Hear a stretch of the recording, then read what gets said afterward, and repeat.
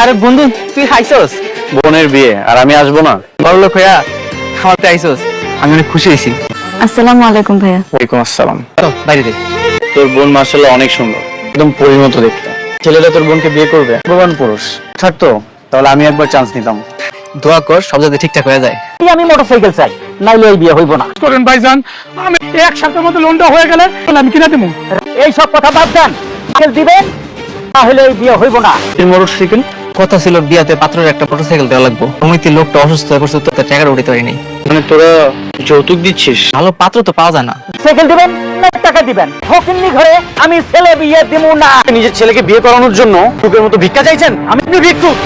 আপনার কি লজ্জা করে না? আপনি যৌতুক চাইছেন? আঙ্কেল চুপ করেন। এরকম ফ্যামিলিতে আপনার মেয়েকে যদি বিয়ে, ভবিষ্যৎ শুধু শুধু নষ্ট হবে।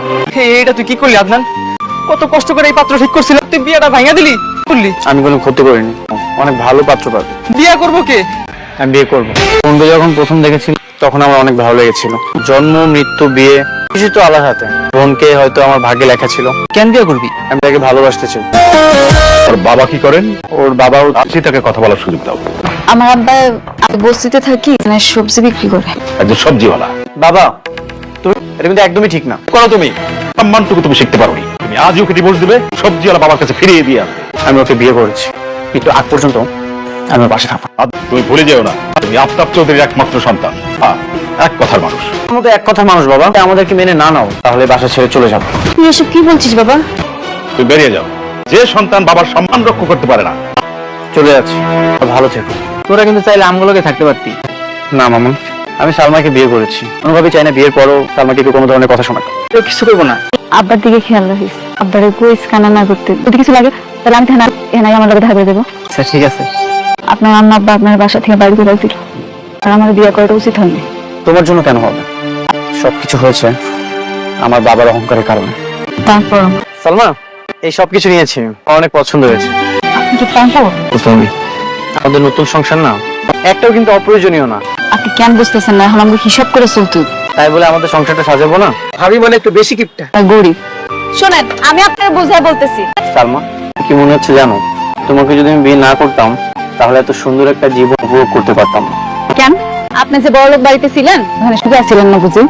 দোয়া করো আজকে যেন চাকরিটা হয়ে যায়। চাকরিটা হয়ে গেলে আমাদের অভাবের দিন আর থাকবে না। আমার মন বলতেছে চাকরিটা হয়ে যাবে। গুনে পাইলাম তোমায়, ভাগ্যে তো আর রইল না। মুখে আমার বুক ভেসে যায়, সুখের দেখা হইল না। ভাগ্য গুনে পাইলাম তোমায়। আমাকে একটা ব্যবস্থা করে দিতে পারবি? ইমার্জেন্সি। কি করবি? তুই আমি চাকরি করবো। বাসা থেকে বের হয়ে গেছে, তুই কোনো ব্যবস্থা করতে পারবি না? না।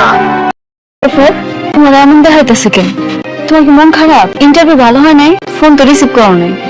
ইন্টারভিউটা ভালো হয়নি সত্যিই, পুরো তো অনেক কঠিন। তুমি চিন্তা করো না, আল্লাহ ভরসা একটা ব্যবস্থা হয়ে যাবে। একটা না একটা ব্যবস্থা হবে। তুমি ডাক্তার দেখিয়েছিলে? ডাক্তার কি বলেছে? শরীর একটু দুর্বল তো, মাথা ঘুরান দিচ্ছে, হয়ে যাবে।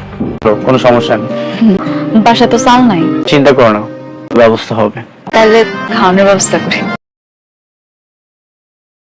তোর এরকম দেখা আমি আসলে মানতে পারতেছি না। দুই বন্ধু দেখে এক লগে। ভাইয়া ভিতরে আয়। আরে সালমা থামো না, তোর একটা কথা কইতে আইছি। কোথা ভাইয়া? সিমেন্টের কাজ করে টাকা ইনকাম করতেছে। গুনে পাইলাম তোমায়, ভাগ্যে তো আর রইল না। দুঃখে আমার বুক ভেসে যায়, সুখের দেখা হইল না। ভাগ্য গুনে পাইলাম তোমায়, ভাগ্যে তো আর রইল না। দুঃখে আমার বুক ভেসে যায়, সুখের দেখা হইল না। তবু আমি তোমার আশায় দেখো তো শাড়িটা আমার কেমন দেখাইবো?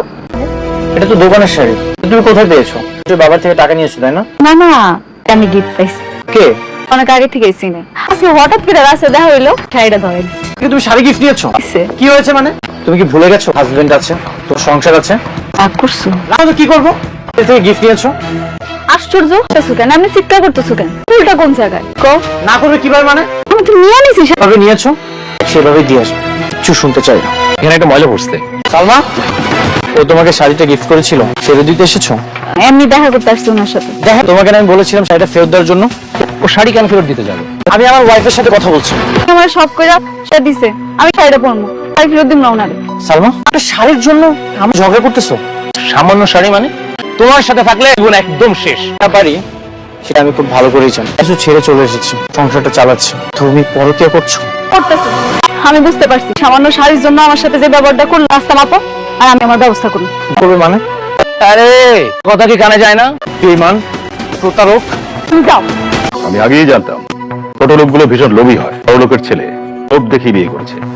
আবার যখন এই বাড়ি থেকে বের করে দেওয়া হয়েছে তখন তোমার হাত ছেড়ে চলে গেছে। আমি ভুল করেছি বাবা, আমার মানসিক অবস্থা ভালো না। ঠিক আছে,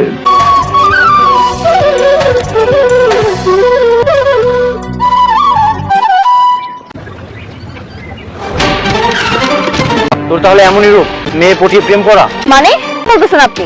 টেললেসটাকে জিজ্ঞাসা করো। আর কত মানুষের সংসার ধ্বংস করবি তুই? আমার সাথে ভদ্রভাবে কথা বলবে। ভালো ব্যবহার করার যোগ্য তোর সংসারটা ধ্বংস করে দিয়েছিস। তোকে তো আমি ভাইয়া সালমাই মিথ্যা অভিনয় করতে বসছে। সালমা আমার বান্ধবী। সে ভাগ্যের কাছে পরাজিত হয়ে আপনার সাথে এটা করছে। সালমা, সালমা কোথায়? ঘরেই আছে। কেন এমনটা করলে? আমি কি তোমার কষ্টটা ভাগ করে নিতে পারতাম না? আসলে ভয় পাইতেছিল, তবে তুমি সহ্য করতে পারতাম না। তাই বলে সব কষ্ট নিয়ে আমাকে তুমি দূরে সরিয়ে দিবে? রাখবো, আমার কাছে রাখবো।